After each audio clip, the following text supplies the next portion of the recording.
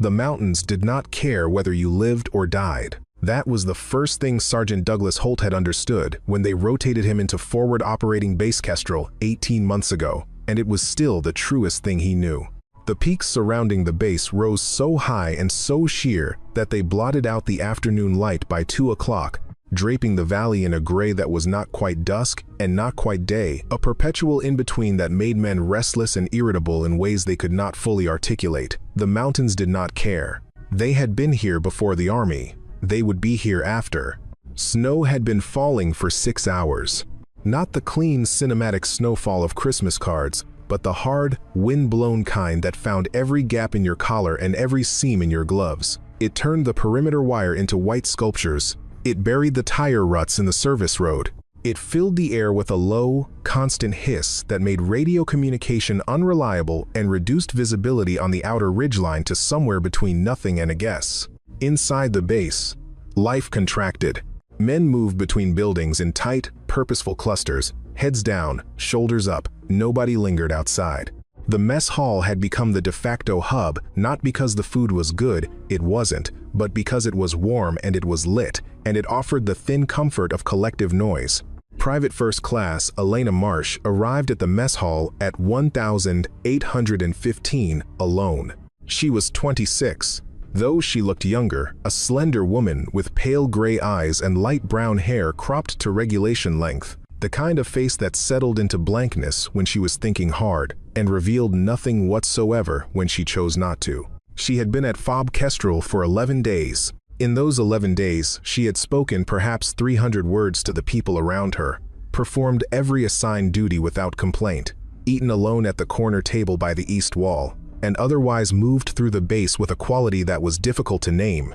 Not shyness, exactly. Not coldness, something closer to economy, as if she had calculated the precise amount of social energy required to function and allocated it accordingly, with nothing left over for performance.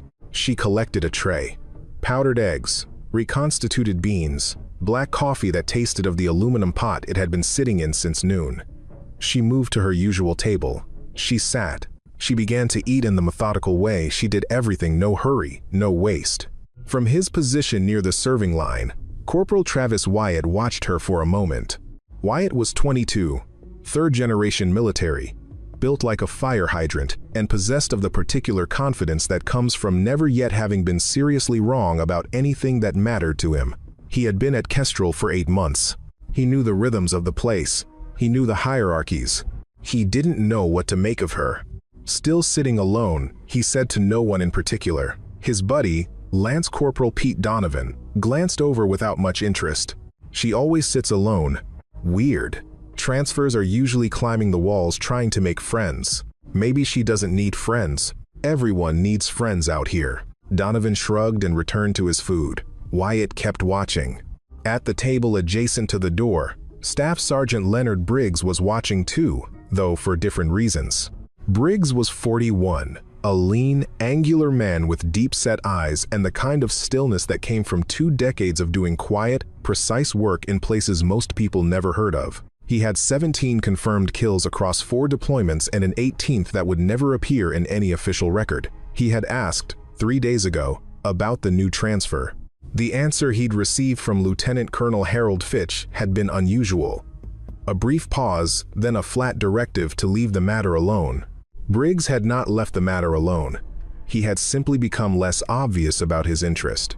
There was something about the way she held her coffee cup, the angle of her wrist, the unconscious precision with which she set it back down on exactly the same spot each time. There was something about the way her gaze moved through the room when she first entered. Not anxious sweeping, not casual wandering, but a single, systematic pass.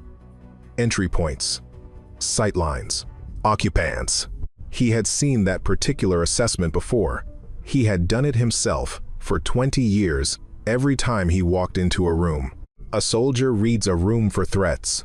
A sniper reads it for geometry. Briggs ate his reconstituted beans and said nothing. Outside, the storm deepened. It was the noise that preceded it. A burst of laughter from the far side of the mess hall Wyatt's table, which had grown louder as the evening progressed. 3 men now, Wyatt, Donovan, and a third Marine named Garrett Scholes who had joined them after chow and cracked open a flask that technically did not exist in a dry FOB, and was therefore being consumed with the dedicated speed of a thing that needed to vanish quickly. The three of them had been finding everything funnier than it probably was for about 20 minutes, feeding off each other the way men do when the cold and the boredom and the tension of a storm bearing down on an exposed position have been pressing on them all day, and they finally have permission to let it out. Elena Marsh was aware of them. She was aware of everything. But she continued eating, her gaze on the table in front of her, because awareness and engagement were different things, and she had made a deliberate choice about which one to extend to the world around her that evening. Wyatt stood up. He moved between tables with the loose, slightly deliberate gait of someone who is not quite drunk but is operating in that warm, frictionless zone where the usual internal governors have gone partly offline. He stopped at the edge of her table. She didn't look up.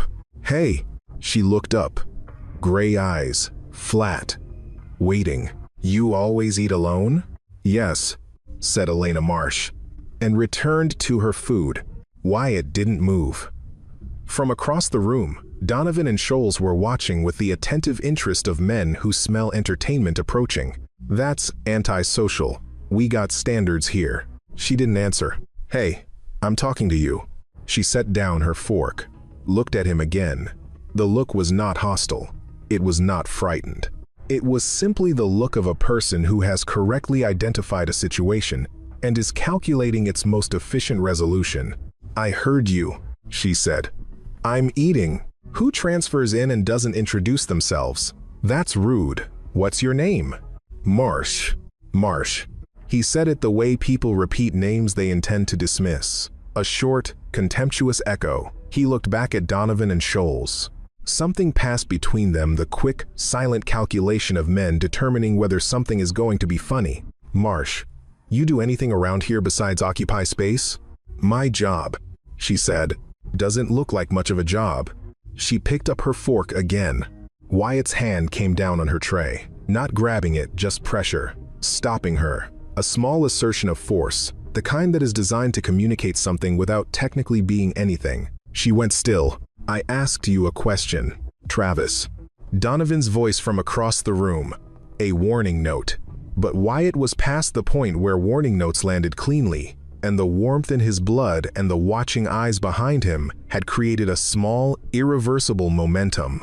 "You think you're better than us? Sitting over here every night like—" "I don't think about you at all," Elena Marsh said, and the absolute flatness of it, the utter absence of cruelty or performance, the plain statement of a simple fact was somehow worse than anything contemptuous would have been. Travis Wyatt hit her. Not a punch, an open palm, across the left side of her face, hard enough to snap her head sideways and send her coffee cup off the edge of the tray. The ceramic cracked against the floor. The sound cut through the ambient noise of the mess hall like a blade, and the room went quiet in the particular way that rooms go quiet when something has crossed a line that cannot be uncrossed. And then he said it. Btch. Low, almost conversational, as if he were commenting on the weather. The silence that followed was the kind that has weight. Every set of eyes in the mess hall was on them now. A few men had started to rise. Briggs, in the corner, had gone very still, not tense, precisely, but with a quality like a mechanism engaging. Elena Marsh straightened slowly. She did not reach for her face. She did not check whether she was bleeding. She did not make a sound. She turned her head back to look at Travis Wyatt with those pale gray eyes, and the expression on her face was so completely unchanged, so entirely devoid of pain, or shock, or anger, or even mild inconvenience that Wyatt took one unconscious step backward. It lasted perhaps 2 seconds. Then she picked up her fork, set it precisely on the tray, stood, collected the broken pieces of the cup, deposited everything in the waste bin near the door, and walked out into the snow. No one spoke for a moment. "Jesus, Travis," said Pete Donovan. Travis Wyatt stared at the door. She didn't report it. That was the thing that moved through the base the next morning like smoke, not the incident itself, but the absence of its aftermath. No formal complaint. No meeting with the JAG liaison, no teary account offered to a sympathetic NCO. Elena Marsh showed up for her assigned duties at 0600 with a faint bruise along her left cheekbone and the same expression she always wore, which was to say essentially no expression at all, and performed those duties with the same economical competence she had shown every day for the past 11. "She's going to go over his head later," said Donovan. "She's not going to do anything," said Scholes, with the particular confidence of a man who has decided what he wants to be true. "She's scared." Briggs, eating breakfast 3 tables away, said nothing. He had been thinking about it since before dawn. He had been lying in his bunk in the dark, listening to the wind, working at the seams of the building, reconstructing the scene from what he had witnessed. The Trey confrontation, the escalation, the hit, and then the part that held his attention, her face afterward. He had seen combat veterans process fear in real time. He had watched men receive bad news, the worst news, and hold it together long enough to get back to their quarters. He had seen a colleague take a round through the shoulder and continue directing fire for 4 minutes before acknowledging that he'd been shot. He was familiar with the performance of stoicism under duress. What he had seen on her face was not performance. It was the baseline. She had not suppressed a reaction. She had simply had a different one than most people would have. As if the calibration for what registered as significant had been set at a completely different threshold than the one most people walked around with. He had known 3 other people in his career who had that quality. One had been a CQC instructor from Fort Bragg. One had been a CIA officer whose name he still wasn't supposed to know. The third was a man he had served beside in the Hindu Kush who had retired 3 years ago and was now running a fishing charter off the coast of Maine, probably because the mountains had done to him what they do. None of those 3 people had been a PFC with 11 days in. After morning duties, Briggs filed a quiet inquiry through a back channel he'd maintained. For years, a woman at JSOC whose job title was deliberately boring and whose actual function was not. He gave her a name and a date of transfer and asked what she could find. She called him back in 40 minutes. "Where'd you get that name?" "Base assignment. New transfer." "Why?" A pause. "That file is restricted, Len." "Restricted by who?" "By the kind of people whose names I don't say on this channel. Leave it alone." She ended the call. Briggs sat with the satellite phone for a long moment. Outside, the snow had eased to a grayish haze, the light flat and directionless. On the board by the communications tent, 2 intel reports had been posted since yesterday. Increased movement in the Kavar Valley. Unfamiliar vehicle patterns on the western approach road. A UAV pass that had come back with images their analysts described as inconclusive but concerning. A reconnaissance patrol was scheduled to depart at 1,400, 6 men into the western valley. Standard assessment.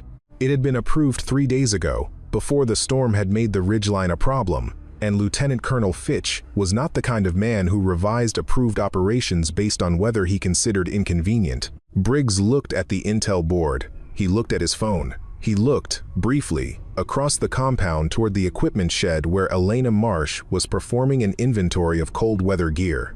She was cataloging the gear with her back to him, and she was moving through the items with a speed and precision that suggested she was not reading the tags. She already knew what was there. She was verifying it against a number in her head. He filed that away. He filed all of it away. The patrol briefing was held at 1,300 inches the operations tent. Lieutenant Colonel Harold Btch conducted it himself, which was unusual. Btch was 53, gray at the temples, permanently unimpressed.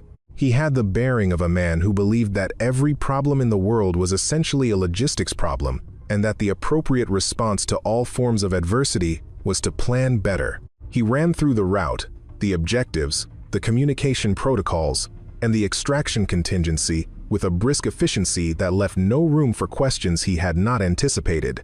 The 6-man team listened. Staff Sergeant Carl Vance, who was leading it, asked 2 precise and relevant questions and received answers. The team confirmed equipment. The briefing concluded.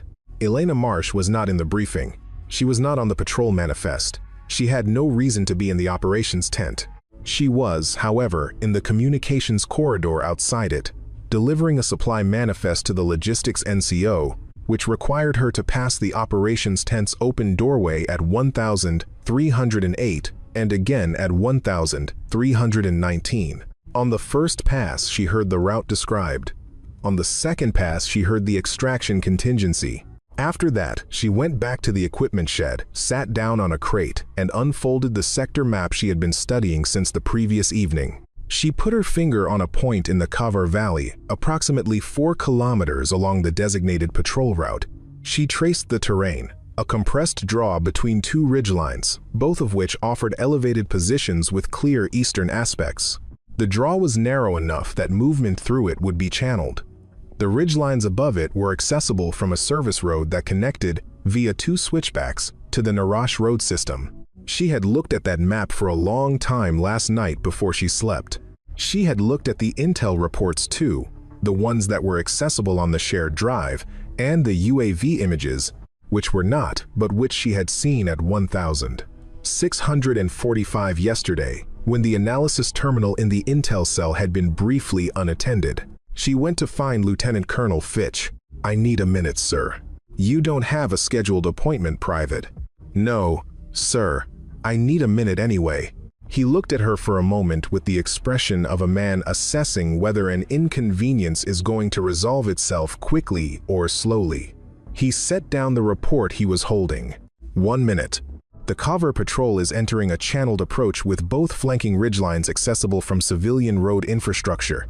There is UAV imagery showing disturbed snow on the western ridge that is inconsistent with weather pattern. The direction and density suggest deliberate movement.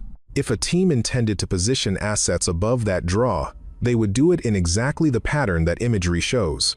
The patrol will reach the draw between 1,520 and 1,545. That is 30 minutes before last light. Optimal engagement window for a defensive position that wants shadow behind it." Btch looked at her. "Where did you see the UAV imagery?" "That's not the important part, sir." "Private.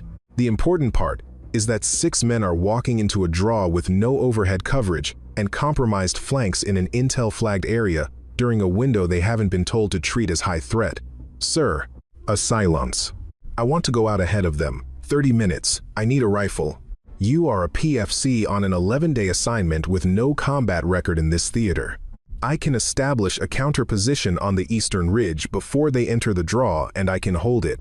If I'm wrong, the patrol goes through clean and I walk back. If I'm right, you're denied, Private." She looked at him. No argument, no further petition. She nodded once and left. Travis Wyatt, passing the operations tent at that moment, saw her come out.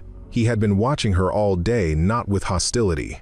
Exactly, though that was in the mix, but with something uneasy he couldn't name. He had expected her to feel smaller today, quieter, more obviously diminished.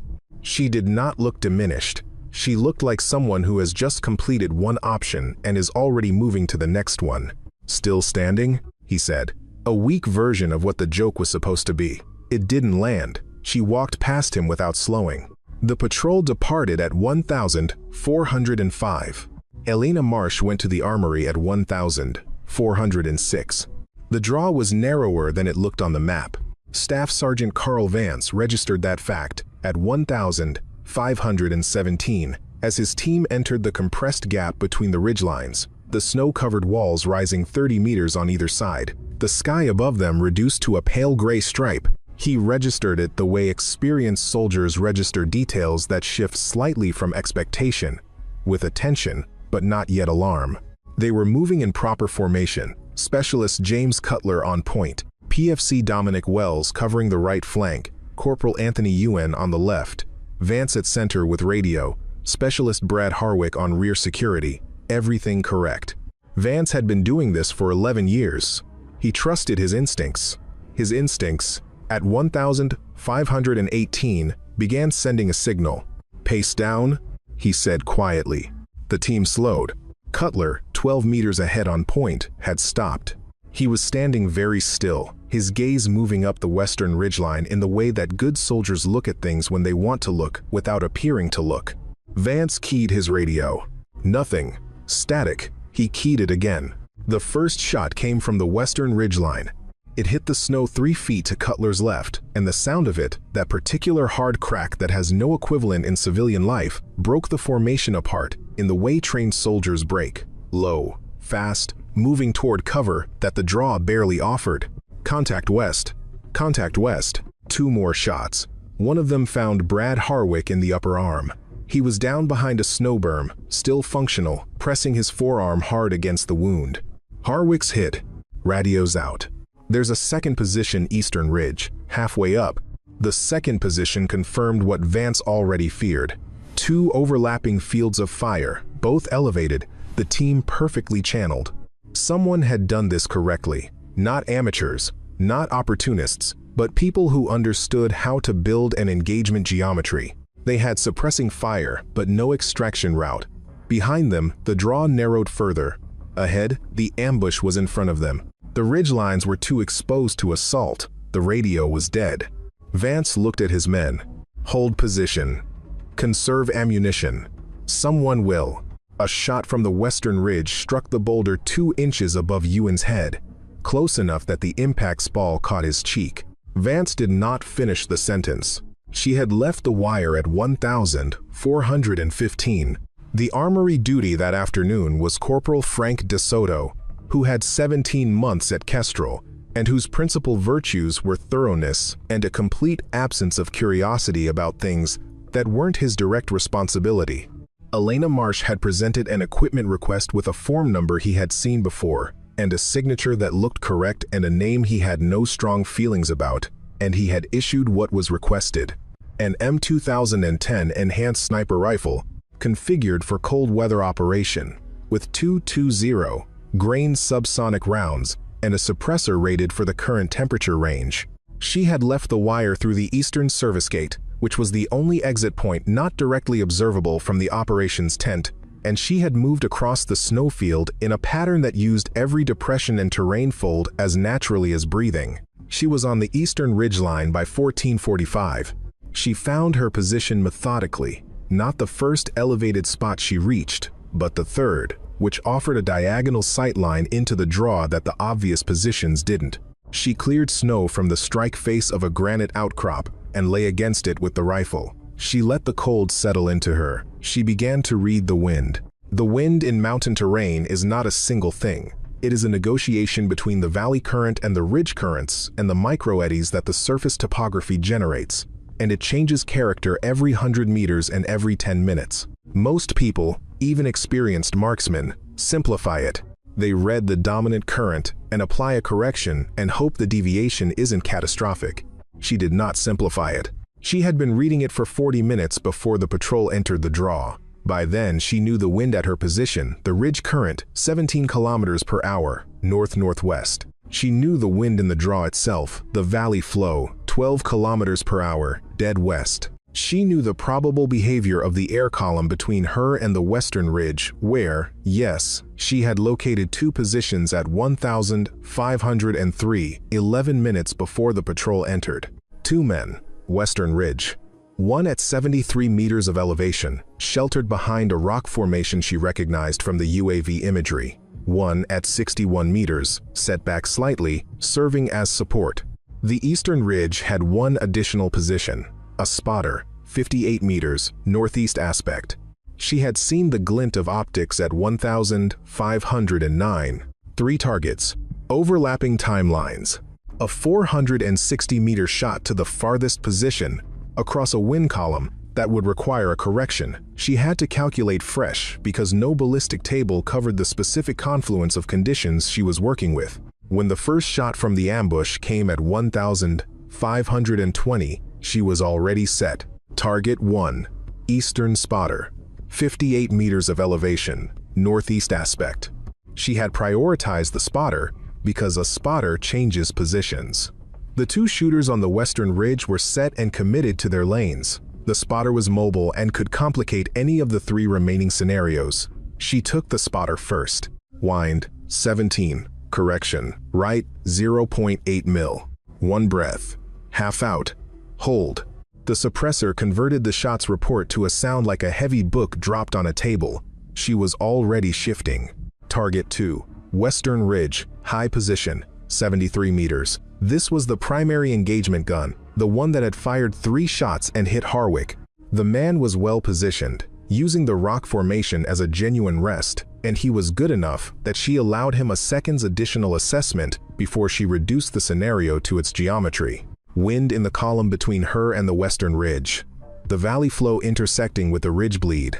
She had been watching a single ice crystal on a wire fence post 200 meters into the draw. For the past 8 minutes it was oscillating on a 14-second cycle, which told her about the eddy behavior in that corridor in a way nothing else could.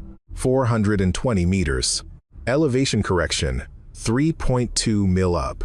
Wind correction, left 1.4 mil. Temperature, -18 Celsius, which affected the powder burn and therefore the velocity, which she had already baked into the calculation at the round selection stage because she had loaded the subsonic load for exactly this temperature range. She could hear, faintly, the sounds from the draw. Shouted position calls, a radio squelch that wasn't connecting. She separated those sounds from the calculation and the calculation from everything else, and there was nothing left but the geometry. One breath, half out, hold. The shot traveled 420 meters through a wind column she had mapped for 40 minutes and arrived where she had sent it. The high position on the western ridge went silent.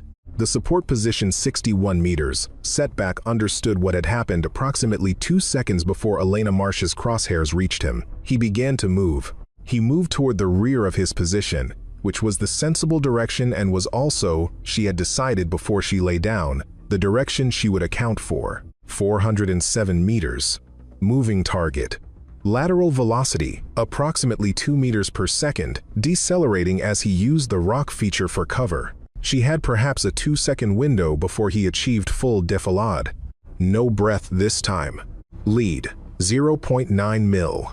The round traveled through the gap between the rock feature and the ridge face and intersected with the support shooter's trajectory at the point where his momentum and her geometry agreed. The western ridge went quiet. In the draw below, 3 seconds of silence while the patrol processed what had happened. Then Vance's voice, flat and controlled, calling positions. She could hear it from 400 meters away in the clear, cold air. Contact left, neutralized contact right, neutralized, all teams report. She did not move. She lay against the granite and continued reading the ridgeline for 90 seconds. Because 90 seconds was the minimum for confirming that a position was genuinely neutralized and not merely suppressed. Nothing moved on the western ridge. The eastern position was not moving either. She picked up the M2010 and began the walk back down the ridge. In the draw, Carl Vance had his radio working again, or rather, his radio had not changed, but whatever had been jamming, it had stopped, and the connection came back clean as he moved toward Harwick to check the wound. Kestrel 6, this is Vance. Patrol is green. 3 enemy positions neutralized by. He stopped. He looked around at the ridgelines. He had no idea who had done it. She came through the eastern service gate at 1,648. Briggs was waiting. Not officially. He was standing near the fuel depot with a thermos of coffee that he had brought for ostensibly no reason, in a position that gave him a direct sightline to the gate without making that intention obvious. He watched her come through the snow. She was moving with the same economy she always moved with, but there was a controlled deliberateness to her pace that he recognized as the controlled version of something that wanted to be different. She handed the M2010 to the gate NCO, who logged it without comment. DeSoto had evidently noted the issue and was not making it a problem, at least not yet. She signed what needed to be signed. She began walking toward the barracks. Marsh. She stopped. Turned. Sergeant Briggs. Harwick's going to be okay. The wound is clean. He'll be evacuated in the morning, but he'll be back. A slight nod. Not relief. She had probably already assessed the wound's severity from the sound and timing of the shot that caused it. Vance's team is back in the wire. Good, she said. You were denied on the request. Yes. Fitch is going to have thoughts about that. I expect so. He looked at her for a moment. I put a call in this morning. My contact told me your file was restricted. She returned his look with those pale gray eyes and said nothing. Black Snow Phantom, he said, trying the phrase carefully, as if it might break something. The silence stretched. That name, she said finally, is from a file that doesn't exist, about a unit that was never activated, in a theater that officially saw no activity. Right. So I wouldn't put it in a report, if I were you. I wasn't planning to. She looked at him for one more second, with an expression that was the closest thing to assessment she had offered anyone at Kestrel. "Drink your coffee, Sergeant. It's cold." She walked away. Briggs looked down at his thermos. He had not poured a cup. He poured one now and drank it in the dark and the cold, and the snow came down around him. And he thought about what it meant to have a career built on being the person in the room that no one else understood. The mess hall was quieter that evening. News moved fast in a small base, but it moved in the compressed, imprecise way of a story that keeps getting revised. There had been a contact in the Western Valley. The patrol had been engaged. Someone nobody was sure who had taken up a counterposition and neutralized 3 enemy shooters at extreme range, in those conditions, with a suppressed rifle, alone. Harwick had a wound through the upper arm that had missed the artery by 2 centimeters. Vance had filed his after-action report, and in the section for observing support forces he had written, "Unknown." Then, after a pause, he had added, "Whoever it was saved all 6 of us." Travis Wyatt heard the story 3 times in 2 hours, each version slightly different. By the 3rd version, the range of the shots had grown, and the weather had worsened, and the enemy positions had multiplied. By the 3rd version, it was impossible, which meant the core of it was extraordinary. He sat at his usual table and ate nothing. He knew. He wasn't certain, but he knew the way you know things when the shape of them fits together even if you can't yet read the text, the transfer, the silence. The way she had looked at him after he hit her, not with the reaction of a person receiving a blow, but with the reaction of a person who had decided not to react, which was a completely different thing. And the bruise on her cheekbone that she had worn into the field, and that he had put there. He found her at 2130. She was outside, between the barracks and the equipment shed, in the space where the buildings created a small windbreak. She was sitting on a crate with her back against the wall, doing nothing. Not reading, not cleaning gear, simply sitting, as if she had decided that sitting outside in -18 degrees was how she wanted to spend the hour before sleep. He stopped a few meters away. "I need to talk to you." She looked at him. "I know," she said, not surprised, not wary, just acknowledging the existence of the situation. He had rehearsed this, in a limited way. He had thought about what to say, and then thought about it more, and then abandoned most of what he had thought and arrived at the thing that was under the rehearsal, which was simpler and harder. "What I did yesterday. The mess hall. Yeah. I'm not going to explain it. There's no explanation that makes it right. What I did was wrong." Silence. "I hit you. In front of people," I said. He stopped himself. He didn't repeat it. It didn't need to be repeated. That was wrong. It was I was wrong. Not about the drinking, or being tired. Those aren't reasons. It was wrong before any of that. I was using you to feel something I needed to feel. And that's, Travis. He stopped. She was looking at him steadily. "I know what you're trying to say. I'm trying to say I'm sorry. Properly. Not because of." "I know." Another silence. The snow came down around them both, soft and indifferent. "Does it change anything? For you?" She thought about it. "For me, no. For you, that's between you and what you do next." He was quiet for a moment. He was looking at the bruise on her cheek, visible even in the low light. "Today in the valley. That was you." Not a question. She didn't answer it. I don't want to ask you to let me follow your lead. I know I don't have any right to ask you that." "Then don't ask." "But I'm asking anyway. Not because it would do anything for you. Because I want to be someone who deserves to be here. And right now, I'm not." The wind moved through the gap between the buildings, and the snow shifted. Elena Marsh looked at Travis Wyatt for a long time. She looked at him the way she looked at terrain carefully, without hurry, reading elevation and distance and the specific quality of what lay between them. Then she stood up from the crate. 0530. Eastern Range. Don't be late. She went inside. Travis Wyatt stood in the cold for a while. He was not entirely sure what had happened. He was certain only that something had, and that it had the quality of a beginning rather than an end. She was there before him. Of course, she was. When he arrived at the Eastern Range at 0527, with the cold already working through the insulation of his jacket and his breath making small clouds in the dark, She was standing 20 meters downrange from the firing line, looking east, not at the targets, at the horizon, where the sky was beginning to separate itself from the mountains in a thin, precise line of lighter gray. He stopped a few feet back and waited. The base was quiet at this hour. The early morning patrol change happened at 0545, and there was a gap before that, in which the compound settled into itself, the generators running, the distant sound of the kitchen beginning, the specific silence of a military installation in the pre-operational hour. She turned around. Rifles on the bench, mag is in, safety's on. Okay. Have you shot at distance? 400 meters, max, in good conditions. She considered this without judgment. Lie down. He did. What followed was not a lesson in the way lessons are usually structured. She did not explain and then demonstrate.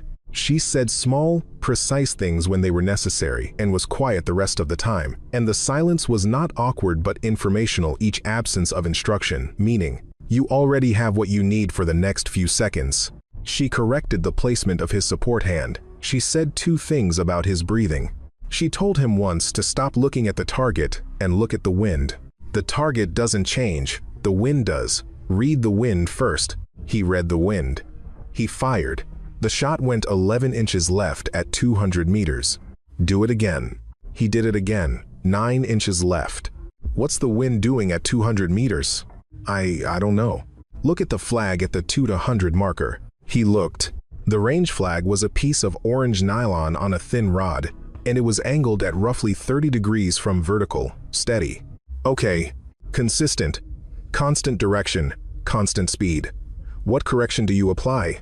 She walked him through it, not quickly, carefully, making sure each step was his before she offered the next one. It took 40 minutes for him to hit center at 200 meters consistently. By the end of that time, the light had come up enough that the range was fully visible and the base was beginning to stir. He stood up. Is that how you learned? She picked up the rifle and checked the chamber. No. How I learned was different. How? She looked at him with those pale gray eyes, and for a moment something in her expression shifted, not toward warmth exactly, but away from its opposite, a slight thaw, a hairline adjustment. Slowly, she said, and not by choice, and not in a good place. She handed him the rifle. Clean it and return it. 0700. She began walking back toward the barracks. He watched her go, and he understood not everything, not yet, perhaps not ever, but he understood that there was a version of being good at something that had nothing to do with ease, that the distance between where he was and where she was could not be measured in years or repetitions, but in a different currency entirely, the kind of cost that doesn't show up on any record that will ever exist. 3 days later, Elena Marsh's assignment at FOB Kestrel was quietly terminated. There was no formal departure. She was at breakfast, and then she was not. Her bunk was made, her gear was stowed. The sign-out sheet in the operations center showed a single line, time 0310, destination classified, authorization, above post level. Lieutenant Colonel Fitch said nothing about her officially and nothing about her unofficially, which was its own kind of statement. Briggs went to the intel cell and ran a search on the name he knew. The file came back empty, not restricted this time, but absent, as if it had never existed. He went back to the sign-out sheet. He stood there for a while. At the eastern range, Travis Wyatt was lying on the bench with the rifle at set to in the morning, before the first scheduled range session, reading the wind on the orange nylon flag at the 2 to 100 marker. He was getting the correction to within half an inch. He was going to have to get it tighter than that. But he understood now, in a way he had not before, that getting it tighter was a matter of time and attention and honesty about what he was looking at. The sky over